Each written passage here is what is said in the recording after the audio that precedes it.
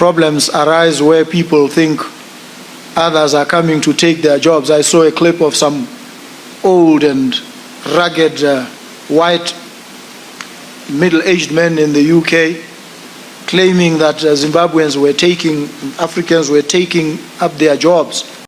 If a citizen of South Africa overstays, they have been given 2 weeks, they stay 3 weeks.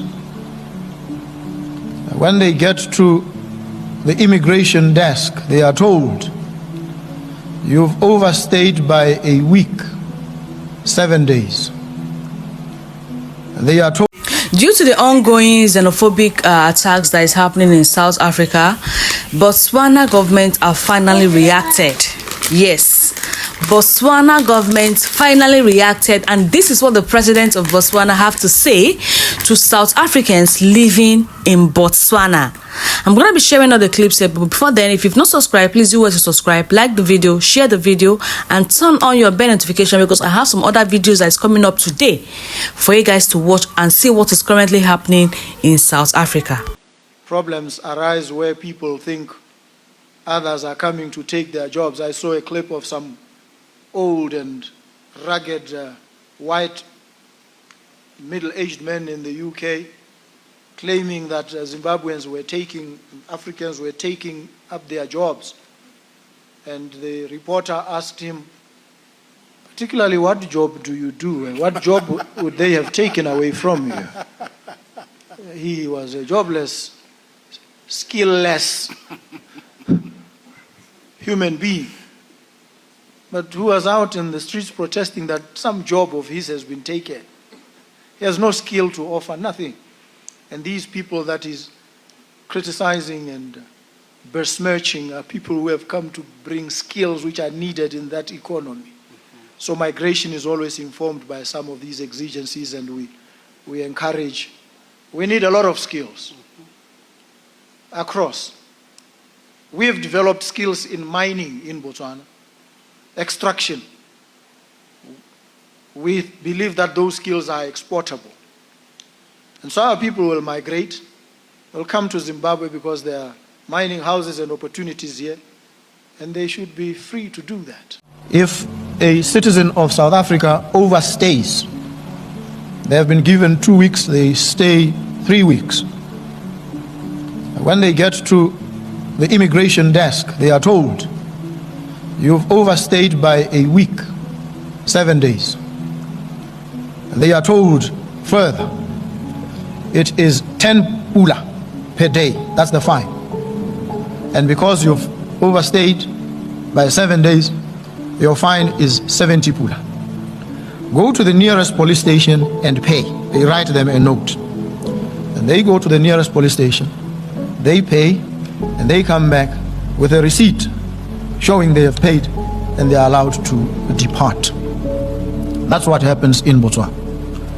In South Africa, if a person overstays, and they overstay when they've gone there to attend to their sick relatives whom they take across the border for medical attention. Some of them are truck drivers, suffer a breakdown. They tend to overstay because they are in the middle of nowhere. And what then happens is they are told when they reach the immigration desk, you have overstayed.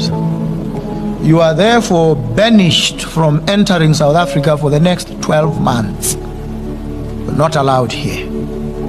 Oh. And this is what happens. And we want some harmonization so that we enable our people without countenancing breaches of the law.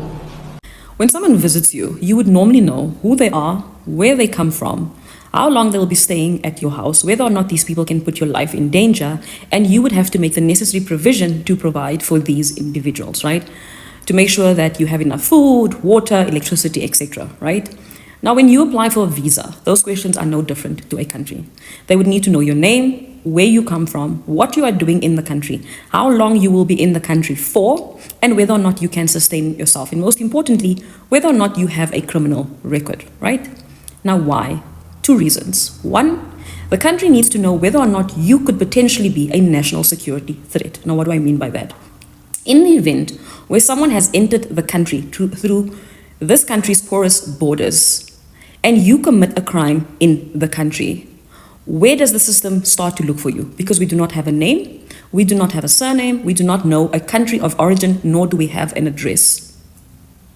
A few years ago, there was an incident in Limpopo where there was an illegal military base. And they did not know when these individuals entered the country and how long that illegal military base was there for. But most importantly, why was it here? So, national security threat. That's one. Then two, the country needs to make the necessary arrangements or provision for the individuals that are either migrating to the country or will be staying in the country for a specific period of time, for example, like students. So when the conversation around illegal immigrants, and I'm going to say emphasis on illegal immigrants, is being held, please understand that there is a direct impact of illegal immigrants on a country's system and a country's national security. And it's always easy for the middle and the upper middle class to try and dismiss the cries of the poor when they are saying that we are being directly affected by illegal immigrants. Because best believe, when illegal immigrants come into a country, they will always go to areas where they are able to blend in easily or where the area is more populated, because you are less likely to find them in areas like that. But those are also individuals that come from a very dire situation and are trying to find jobs that South Africans will, under normal circumstances, not take. One of the reasons being, these are the very same jobs that were only allocated to our grandparents and parents during apartheid, because the apartheid government thought that black and brown South Africans were not capable of doing jobs like being accountants, lawyers, and doctors. Those were also the very same jobs that were not regulated, and people were oppressed and abused in those jobs. Now, that doesn't mean that South Africans will not take those jobs. South Africans will, however, say that we will ask for our worth in those positions.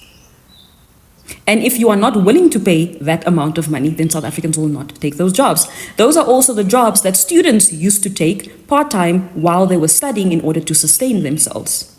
And again, if there is a demand for a capitalist system to oppress a specific group of people because these people are available, it will 100% do so.